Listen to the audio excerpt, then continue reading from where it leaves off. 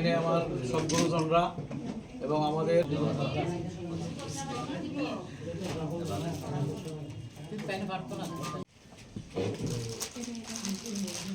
বিধায়ক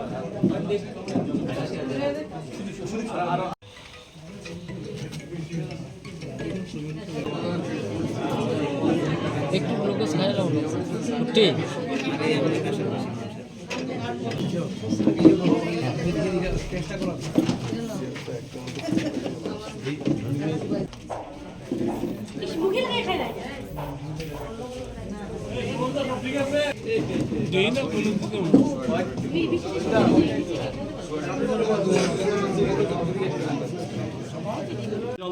নমস্কার জানাচ্ছি।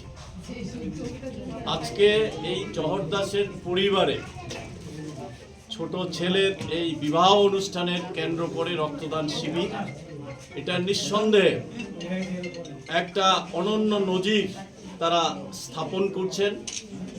রক্তদান এর মধ্যে দিয়ে মানুষকে জীবন দেওয়া এখনো পৃথিবীতে বহু আবিষ্কৃত হয়েছে, কিন্তু রক্তের বিনিময়ে রক্তই দিতে হয় এখন। আর রক্ত এমন এক জিনিস, তার মধ্যে ধর্মও নেই, বর্ণও নেই, তার বৈজ্ঞানিক গ্রুপ বিভক্ত আছে।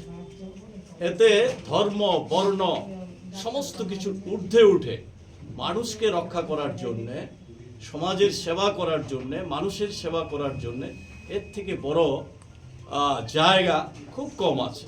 তো সেই দিক থেকে এই পরিবার, ওনার ছেলে নববধূ, তারা এই কাজে যেভাবে এগিয়ে এসেছে, আমি আন্তরিকভাবে তাদের এই উদ্যোগকে ধন্যবাদ জানাই, অভিনন্দন জানাই।